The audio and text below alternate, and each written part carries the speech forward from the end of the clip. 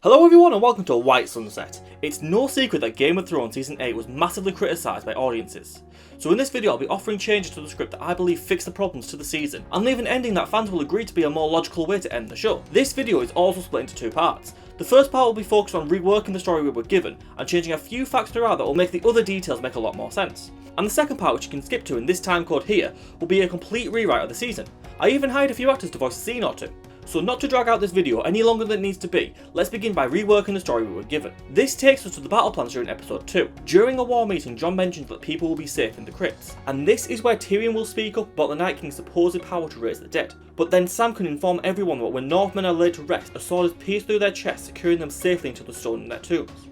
To quote a Game of Thrones chapter 4, iron longswords cross each law to keep vengeful spirits within the crypts. This meaning that since the first long night ended, the Northmen would ensure their fallen soldiers would never be used against them, and if the Night King did in fact revive them, they would never pose a threat to the living. This clears up that little plot hole easy enough, but Sam also volunteers himself and the Night's Watch stewards and builders to stand guard in the crypts lest the dead find a way in, or if the dead do manage to free themselves from the swords pinning them in place. When the meeting is over, Sam tells Jon the truth about who he is, who then tells Daenerys while in the crypts.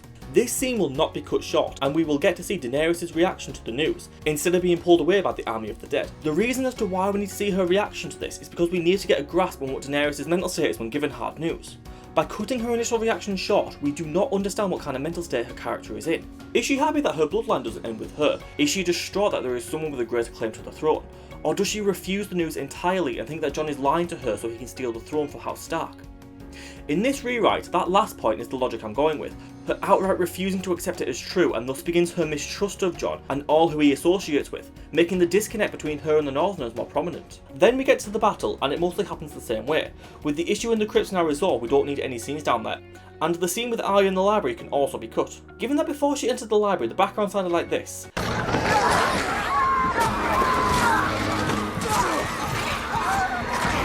and after she was in the library it was like this.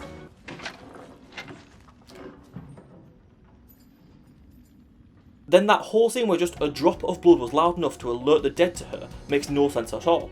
What kind of soundproofing do they have in the Winterfell library? So now we have two problematic scenes out of the way to make time for more important things later. And the final change I would implement to this battle is Jon vs Viserion. Jon is facing a zombie dragon at the same time Arya is facing the Night King. And just one action to take this scene from comedy gold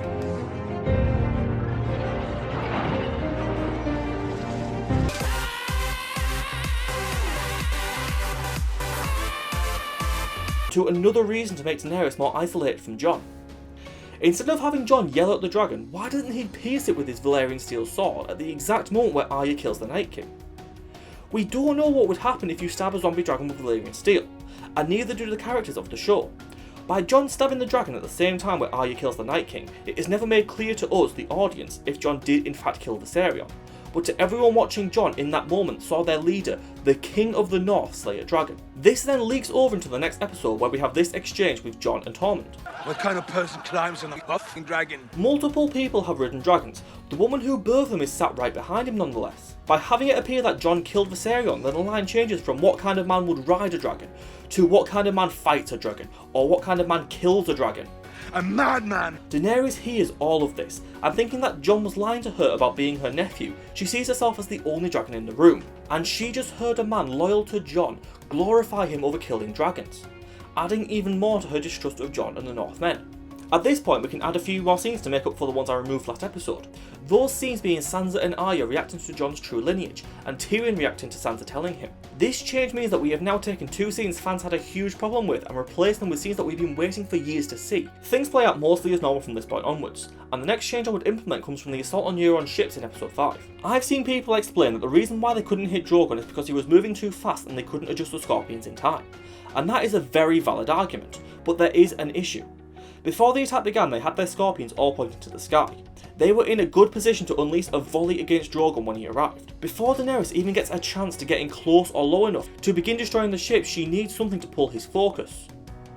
So before Drogon flies down to tear apart the ships, Euron is dealt some of his own medicine when he is ambushed at sea. Suddenly, balls of flames descend onto his fleet, dozens hit their targets and cause Euron's men to reposition their fire at the enemy fleet. But who could this fleet be? Euron just destroyed most of Daenerys' ships. There is no way she can lead an assault like this.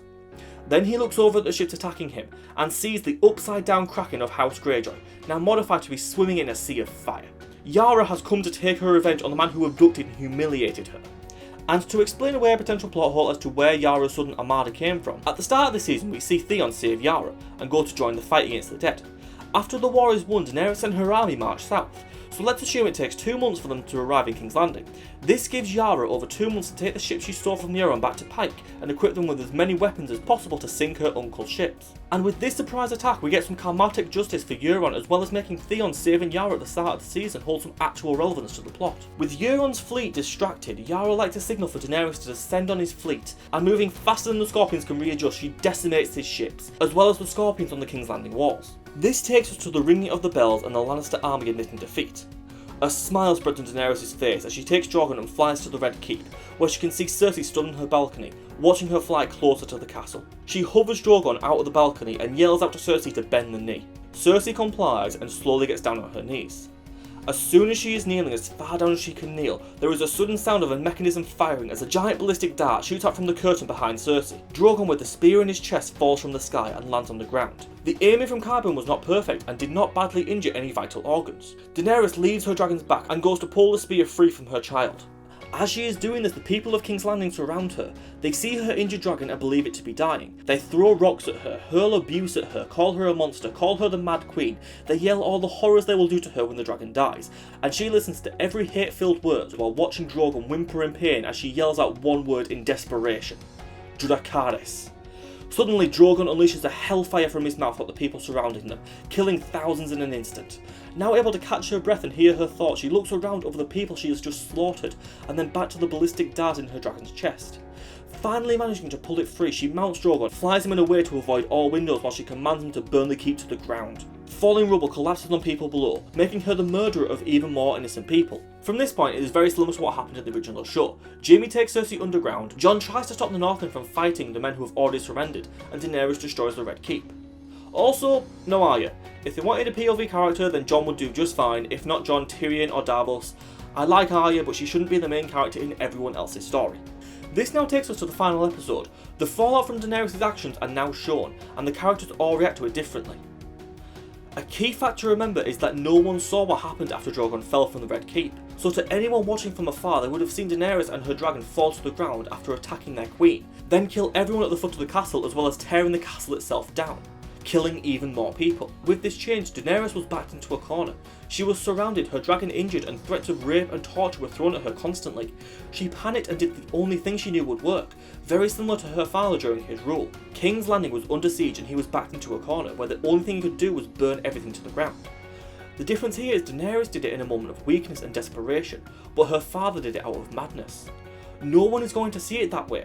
They have already labelled her as the Mad Queen. The story she tells Jon about her being a child who couldn't count to 20 was a final desperate attempt for him to connect to that innocent part of her which still exists. Only Jon is now in the same mindset of everyone who saw her kill thousands of innocent people in an instant. And as he embraces her, he does what he thinks is right, and he kills her in cold blood. The bittersweetness of this act comes from the fact that she did not want to kill those people. But no one, not even someone who claimed to have once loved her, saw it that way. Jon believes what he did was right, but us the audience would know the truth. And to finish this section of the video, there are 4 more small changes to be made. Firstly, Jon being discovered by Grey Worm or someone else of Daenerys' army. Secondly, Jon being at the meeting to choose the new king of the Seven Kingdoms. Thirdly, literally anyone else other than Bran being named king. Why not Sansa? She spent years living in King's Landing, forced to mature quickly and learn how to survive there. She has the most experience out of anyone to know how to lead the kingdoms. And finally, don't make Bronn Master a coin. That's just stupid. And those are the changes I would implement to the season we were given. The start and end points are relatively the same, only a handful of scenes were needed to be changed, and it comes out as being a more tightly wound and logical story. So what about making big changes to the season? What events do I believe need to take place to have a more satisfying season overall than what we received? This admittedly is a bit of a challenge because I only have 6 episodes to work with, so unfortunately there is going to be a lot of time skips to give characters time to travel. Trust me, this annoys me just as much as it does you. First off, we need to chew a little fat from the first 2 episodes. Episode 1 was a decent return to the show, if not somewhat pointless given that the best character reunions came in episode 2. So first off, we'll remove the scene with Bronn and Qyburn in the brothel, as in this version Bronn died in the cart train massacre after saving Jaime. Also, the dragon ride between Daenerys and Jon will be under different context after Tyrion suggests that someone ride Rhaegal to better their ability to systematically eliminate large quantities of the dead. This will also mean that the scene at the waterfall will be cut, as Jon will have his mind focused on the army of the dead and not the woman he's had 5 conversations with. With that fact checked, we now have room to move elements from episode 2 into episode 1. This paves the way for episode 2 to be focused more on battle strategies. Sansa suggests hiding the women and children in the crypts, but Jon, a man who has seen the Night King raise the dead before, tells her that this would be the worst place to put them for obvious reasons. Tyrion and Varys, the smartest people in the room, offer to work with Davos, a talented smuggler, to escort the northern people down south, where they will be safer. Daenerys now holds Castle Rock, and the siege against it last season left all the walls undamaged and the city still standing. Plus, the ocean behind it would be a quick escape if the dead do in fact arrive. Davos goes with this group. As a veteran at sea, he holds the best chance to lead the people to safety if the dead do arrive. Arya eliminated House Frey, leaving the twins open, maybe not for refugees, but they can send Unsullied and other soldiers there to hold the neck, in a location that makes the dead in impossibly large numbers a liability, as they're funneled into a small space to the point where they can barely move, and thus can't fight. Sansa, being the Lady of Winterfell, has control of the Eyrie and the Bloody Gate. Though not having any means to escape, it is the perfect place for a last stand if it does come to that, as a final frontier against the dead. Sansa goes with the Knights of the Vale en route to the Bloody Gate. Jon, being Lord of Winterfell, stays to lead the men and keep morale in the North high. From there, the rest of the episode plays out as normal. Brienne getting knighted, Arya celebrating life before fighting the dead, Jon telling Daenerys the truth about his lineage. The fight now begins. Half of the Dothraki have been sent south where they can aid in the defence of the twins, and the Dothraki who are left are waiting in the woods under cover of darkness for their chance to fight the dead. Melisandre doesn't teleport into this fight. She doesn't appear in this battle at all. This then cuts the suicidal charge that started the battle off in the original release. We have Night's Watch guarding the walls with flaming arrows, giant catapults releasing an onslaught into the army of the dead, Northmen acting as the first line of defence behind the first of 3 trenches. And the battle takes place as normal, where most of the same stuff happens. And because I don't want this video to be 2 hours long, I am not going to go into every detail about every change I will make to every battle in the season.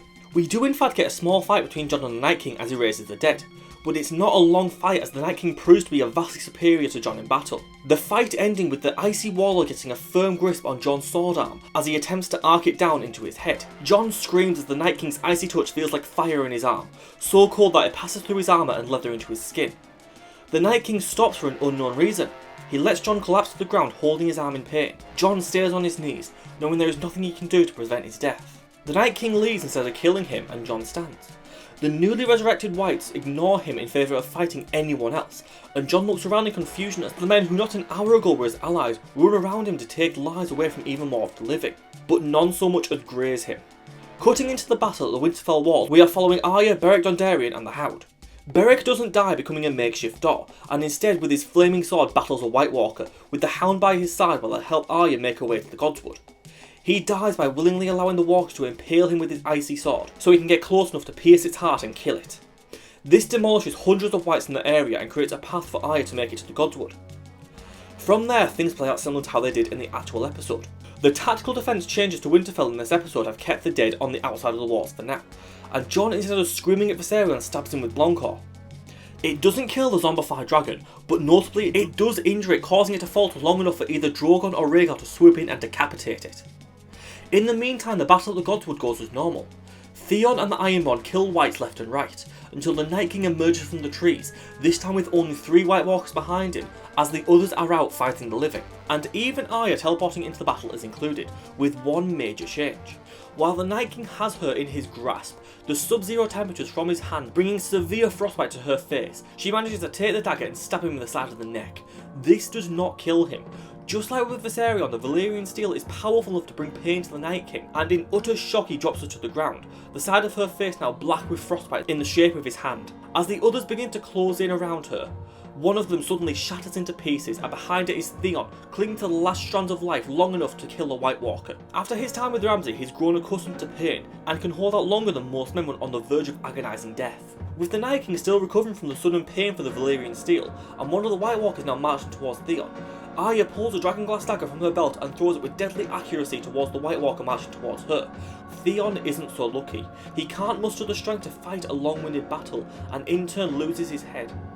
His head falls into the snow, a smile on his face, knowing that he has redeemed himself for his past deeds. Arya, now without a weapon, and her scarred face feeling like fight, looks towards Bran, and after he gives her a simple nod, she runs for safety, knowing there was no way she was going to win another fight.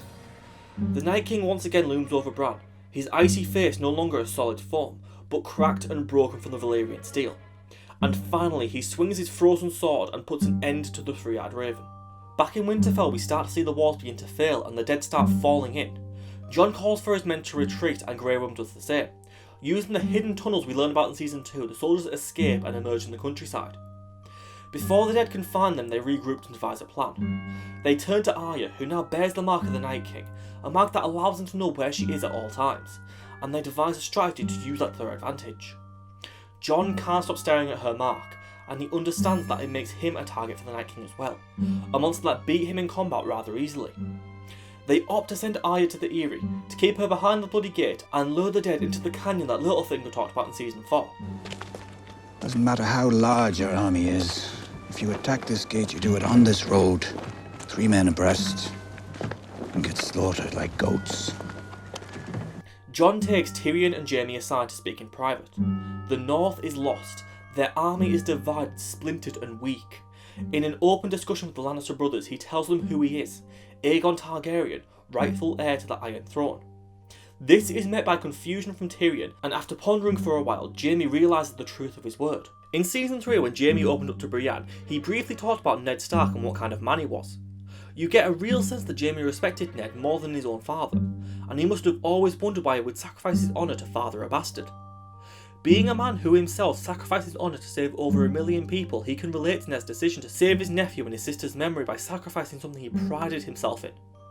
Jaime is the only character in the entire show who can relate to Ned's choice. And with the mystery of why Eddard Stark gave away his honour so easily, which he has asked himself all his life, now resolved, he bends the knee and swears himself to Jon of houses Targaryen and Stark. Daenerys from a distance watches this take place and understands what has happened. With disgust and jealousy plastered on her face, she turns to her Unsullied and begins to give them orders to travel with her to the twins.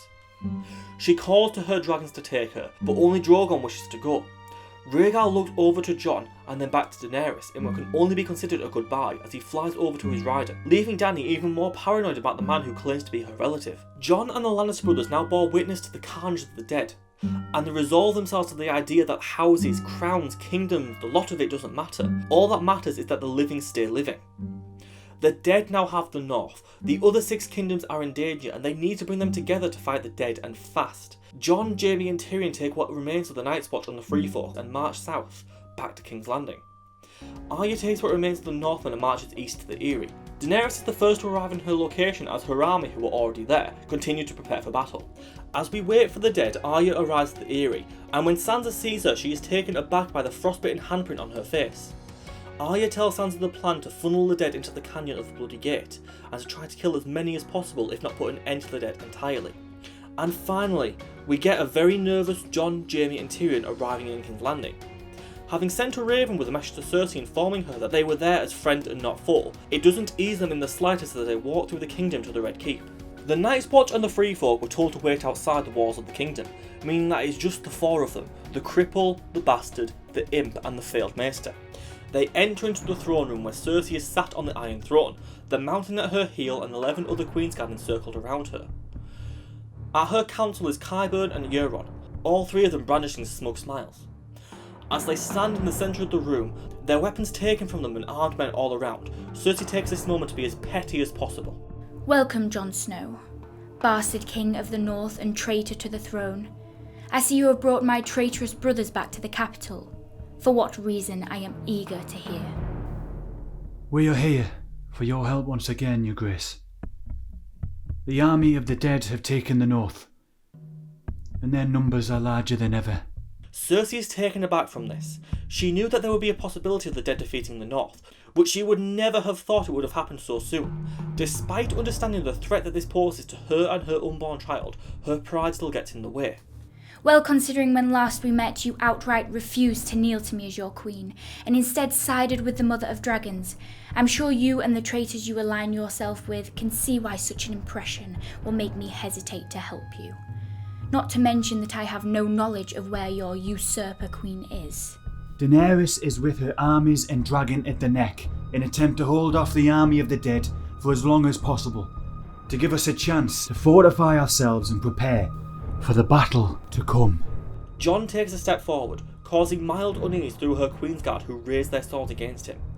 Once he is stood on his own in the centre of the throne room, he bends the knee to Queen Cersei. And as for not kneeling before, I have seen the error in my ways. I let my pride and arrogance overrule me where I should have focused on the threat of the dead. Arrogance is what killed my adopted brother Rob. Pride is what killed my adoptive father Eddard Stark. And if we are to defeat the dead, then we must let go of such foolishness and fight for our survival. Forgive me, Lord Snow. You talk about Eddard Stark as your adopted father, but are you not the bastard son of the traitor? No, Your Grace. Eddard Stark was not my real father. It was a lie to keep me safe from your late husband Robert. Then please, enlighten us as to who your father is, and why such a lie was necessary. My name is not Jon Snow. My true birth name, the name given to me by my mother, Lyanna Stark, moments before her death, is Aegon Targaryen, the true-born son of Rhaegar, and true heir to the Iron Throne. The court erupts in upset, claiming him as a lying bastard who only wants the throne. They scoff at the notion of the army of the dead and beg the Queen to take his head. And as the true heir to the Iron Throne of Westeros, I willingly and without question relinquish all claims my house has to it, and bestow it on House Lannister. My aunt Daenerys Stormborn, no I will have claim to the throne, nor shall any children we bear. You can remove my claims further if you wish, Your Grace. You can continue to label me as a bastard, or a traitor. Call me a damn wildling if it suits you. But what I have said in this court on this day is the truth. I don't care who sits on the Iron Throne. All I care about is stopping the Night King and protecting the realm. And if giving you and your house full claim to the throne is the fastest way to achieve this, then you can have it. Cersei has no response. She is sat staring at the Northern Lord with a look of shock grander than when she watched her firstborn son die at his own wedding. After she takes a moment to compose herself, she chooses to once again find a way to be as petty as she can as she addresses Jon and the rest of the court in a royal decree. If the threat of the dead is indeed as real as you say, then of course the capital shall help. In the harbour is the Iron Fleet fitted with the latest in heavy artillery weaponry, and in the city lies 20,000 soldiers from the Golden Company, as well as the armies of House Lannister and the capital. There is, however, the matter of your company, more specifically my brothers. The imp killed my father, disgraced my family, and defied the gods. Through trial by combat he was fated to die, a fate that is yet to be met, it seems. So Tyrion of House Lannister shall be executed. A glance to Tyrion showing a look of dread, knowing he is in the last of his days, brings a smile to the Queen's face. She relishes in his despair up until her gaze turns to Jaime, who is staring spitefully at her. In due time. For the time being, he shall remain alive. He proved his wits in battle at Blackwater, and so he shall remain alive until the dead are put back to rest. And if by any chance he does not die in battle, he will be executed by the Queen's Guard moments after the battle is finished, giving him no chance to escape as he did last time. For the act of patricide, Tyrion Lannister is stripped of all titles and will from this day be known as Tyrion Waters, a bastard's name for a bastard's crime. Jaime of House Lannister, for defying your queen, freeing the imp, and allying yourself with our enemies in the north, you shall serve 10 years in the King's Landing dungeons as punishment after the war is won, and upon release shall return to Casterly Rock, assuming that Lord Targaryen will give us back our ancestral home, and you may then further our bloodline with your own children, but you shall never step a foot in King's Landing again, lest you meet the same fate as your bastard brother. And finally, Lord Targaryen, foreseeing the error of your ways, I shall spare you the cruel fate of once again being known as a bastard. For relinquishing your family's claim to a throne they do not deserve, I shall allow you to remain as Warden of the North. As a Stark or Targaryen, I do not care. Thank you, Your Grace. The court continues for a while longer, Cersei taking every moment to relish in her complete control of the Seven Kingdoms, a permanent smile emblazoned on her face for condemning Tyrion to death and casting Jaime out of King's Landing for defying her. She has won the throne, and all she has to do is to win the next battle to have the entire country in her grasp. From there, battle plans go underway. Tyrion is walking on eggshells as he knows he will face certain death after the war is won if he doesn't die during. Jon is training with the Free Folk and the Night's Watch to try to hone his swordsmanship into a higher degree so he stands a better chance of fighting the Night King. By now he has shared the fact that he too bears the mark of the Night King, which ignites a discussion in the small council with Jon and company present over who the Night King will target first, Arya or Jon. The reason why Jon is likely his target is because the Night King didn't want to mark Arya. He was going to kill her if she hadn't stabbed him in the neck, but he did intentionally allow Jon to live after marking him. Jon has to be the one who the Night King's now after. After the news breaks of the Unsullied and Dothraki retreating further south, tensions in the capital begin to rise. Throughout all the arguments of the battle strategies and evacuating the common people, there are two people who arrive in the small council who offer a solution to end the Night King. Through the door walks a woman adorned in blazing red, with a young noble girl at her side. The Red Woman strides with grace as the young noble marches in determination until they are in the presence of the small council where they introduce themselves, Melisandre and Mira Reed. Melisandre recounts the tale of Azura High, and that they need a flaming sword to combat the Night King, but it is Mira who informs them of the true way to stop the Night King for good. She recalls a story told to her by Bran while they were still in the Three-Eyed Caven's cave, of how the Night King was born, that a piece of dragon glass lies within his heart, and it is what gives him his power. Jon, who has been questioning his usefulness for weeks, suddenly jolts upright with the realisation that he only needs to shatter the dragonglass within the King of the Dead. But there is another issue to consider. Dragonglass does not break easily. First they need to weaken the obsidian in order to destroy it, and they discover through Sam the only way to weaken it is through intense flames. But the Night King and the White Walkers exert a pressure so cold that it extinguishes any flame before it touches them. Tyrion and Qyburn both stare out the window at Rhaegal flying in the distance hunting for food. They then turn and share a knowing look with one another. In the Eyrie, the dead have begun their attack, the Whites in the canyon are being held back through the dragonglass arrows being blindly shot into them from atop the cliffs. They are packed so close together, making moving forward an impossible task. As the bodies pile up, a messy ramp, made from the discarded corpses, slowly forms outside the bloody gates, and when the soldiers realise it, it's too late. As the battle wages on, more and more of the living fall victim to the dead, and steadily they are losing their ground. All hope seems lost until we hear that famous word. Daenerys, riding on top Drogon, flies over the Northmen and rains down fire onto the monsters compacted into the canyon, melting their makeshift ramp of dead men and gaining back all the ground they lost in the battle. This does come at a cost as the dragonfire also melts the bloody gate, making it easier for the dead to climb over it if they get close enough. On the other end of the undead army, her Unsullied and Dothraki charge into the dead in the open field, and lower their numbers even further. As the dead fall, Daenerys looks for the Night King and the White Walkers, but they are nowhere in sight. Back in King's Landing, the bells begin to sound as a storm as black as the night sky looms overhead. Screams of battle erupt from outside the city as the other half of the army of the dead lays siege. From the ocean, the Iron Fleet launch flaming artillery into the masses of the undead bodies. From the walls of the city, the Scorpions launch ballistae into the crowd. The Golden Company fights side by side with the Free Folk outside the city, and the Night's Watch man the walls of King's Landing. Lannister men are stationed throughout the city, and the capital's personal guard are inside the Red Keep, as well as guarding its perimeter. Utilising their zombified giants and animals, the dead are able to withstand the artillery fire and leave room for the White Walkers to hurl the same speeds as the Iron Fleet that took down Viserion. Once broken through the city walls, we see the armies of Westeros pull together in a final effort to save the capital crown of their country.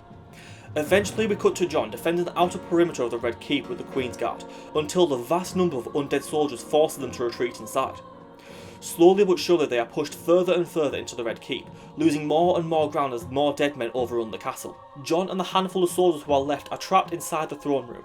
The splintering cold that accompanies the White Walkers cause all of the glass of the windows in the throne room to shatter, leaving the entire room open to the elements, and a dead drop from the castle now exists behind the throne, where the large stained glass window once stood.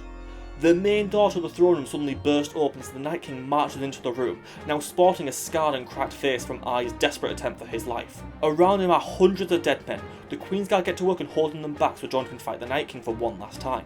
With the mountain being the only real obstacle for the dead, as he alone keeps the rest of the army out of the throne room after the others fall.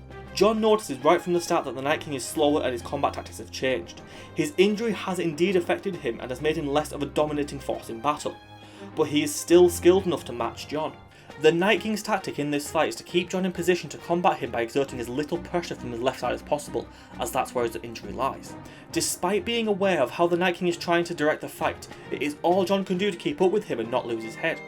Swing after swing, the Night King advances onto Jon, who in turn is forced to retreat back step by step with each and every parry.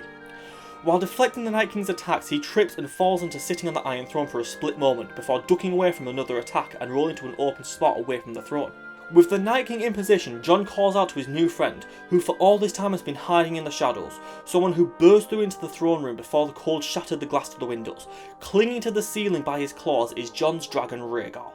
And for the first time, we hear Aegon of houses Targaryen and Stark, 6th of his name, rightful king of the Andals and the First Men, Lord of the Seven Kingdoms, protector of the realm, 998th Lord Commander of the Night's Watch, the Reborn, the White Wolf, and King of the North say the iconic line, Dracarys! Suddenly, Rhaegal unleashes a flurry of dragonfire onto the Night King, who stands there and lets the dragon continue its feeble efforts to display to the Night King's immortality. As Rhaegal continues, we start to see the Iron Throne turn molten and begin to melt. Jon approaches the steam of red-hot liquid metal and plunges Longclaw into it. The Night King lunges for Jon in what can only be described as a desperate attempt to stop what is happening. But it is too late, and Jon deflects the Night King's frozen sword with his Valyrian steel blade, now coated in the molten iron from the throne. For the first time, we see the stern, Tywin-esque resolve on the Night King's face twist into a face of desperation and fear as the battle between the two kings ignites once again. Only now something is different. Jon is winning. Their first encounter in the throne room was only to lure the Night King to the throne, so Jon could coat his blade in the metal so hot the sub-zero temperatures from the Night King emits would not extinguish. Now fighting at full strength against a weakened Night King, Jon takes charge in the fight, keeping care to fight the Night King's weaker side, forcing him to deal slower and weaker blows against Jon, making it a much easier fight for the prince that was promised. The fight slows down as Jon takes further and further advantage against the Night King, and it finally ends with his sword, dripping off molten metal so the prestige Valyrian steel is peeking through in small gaps, is plunged through the chest of the dead king, melting and shattering his dragonglass heart, and then the rest of him. Following his death, his army crumbles to dust before the forces of Westeros, and standing proud and strong over the pile of ice that was once the enemy to life itself is Azura High. The molten metal that coated his sword now tempered, leaving an ugly and clumsy mess of metal that would be useless in any fight. And a final triumphant roar from his dragon signals that the war is won. The final episode takes place primarily in King's Landing again. The people celebrate the end to the army of the dead, and restoration efforts to rebuild what was lost go underway. In the throne room, we see a disgruntled Cersei standing atop the now cool pool of iron that was once her throne, as Jon stands in the centre of the room. Being very clearly unhappy with losing the physical throne, she still thanks Jon for his service to the realm, and bestows him as the Warden of the North. The episode stays relatively quiet for a short while, until Daenerys flying on Drogon lands in the throne room by the empty frame that once held the stained glass artwork. An argument ensues between the two queens, and with Drogon there essentially as a nuclear deterrent, Dany is safe from any archer fire. Daenerys claims that Jon's lineage as being a Targaryen is a lie from the mouth of the bastard. She speaks that Jon has no claim to the throne and is only trying to take what was rightfully hers. She turns to Queen Cersei, and with Drogon at her side she demands she step down and relinquishes the throne back to House Targaryen, or else face the fiery consequences. Jon comes between the two queens in an attempt to stop another war from starting again. My words are true. My father was your brother Rhaegar and my mother Lyanna Stark. Eddard Stark lied, so the King Robert would not kill me as he did to the rest of our family. I am of your blood, and the only way we were able to defeat the Night King was by relinquishing the throne to Cersei. All Daenerys hears are lies. Every lie from this lying bastard's mouth fill her with more and more rage. The throne, the titles, the hierarchy of power. This is why the Night King was able to become so powerful. While we were fighting with each other to sit in a chair, he was outgrowing his army and learning every way possible to defeat us. A united kingdom is what put an end to the Night King, and if we resort back to fighting for power, then it will only leave room for a new Night King to rise, for a new evil to conquer us. And when that happens, then what good do your endless list of titles serve? Staring at him as though her gaze was enough to set him ablaze, she speaks one word to silence the lying bastard who is trying to take away everything she has worked so hard to gain. Dracarys. Drogon unleashes hellfire onto Jon, burning away his armour, melting the ground around him, doing everything he can to render Jon to nothing more than a pile of ash. After the dragon stops, the smoke in the throne room begins to clear. We then see, stood atop the melted stone floor, his hair covered in so much ash that it hides the dark locks so that it appears white. And not a stitch of clothing on his body is Jon Snow, Aegon Targaryen, unburned by the dragon fire, proving once and for all he truly is the son of Rhaegar and the head of House Targaryen. Daenerys flies away with her army back to Meereen where she knows she can rule without question. And as Warden of the North, Aegon Targaryen takes what remains of the Free Folk and the Night's Watch and rides back north. Travelling through the gates of King's Landing, he eyes the spikes decorating the walls of the kingdom, and he sees Tyrion's head displayed on the biggest spike of the lot. With Ghost running alongside his horse and Rhaegar flying overhead, the King of the North rides home to his kingdom. Cutting forward several months, we see Cersei giving birth to her new child. In her arms she holds her new daughter, and we harken back to the words uttered to her when she was a child. Only now we know the truth of what those words meant. While she was with King Robert, she bore 3 children. But after he died, there came another, her youngest and most beautiful. A wonderful, bright-eyed young daughter who will one day inherit the throne from Cersei. Whether she will be a kind ruler or an evil one is only a flip of a coin. So please let me know what you think of my rewrites to the season. Do you like my changes or do you hate them? I'm always open to learning from criticism, so please don't be afraid to leave feedback. And also a big thank you to the talented young actors Anna Walpole and Lee Brown, who lent their voices for this video. Links to their social presence are in the description. Goodbye everyone.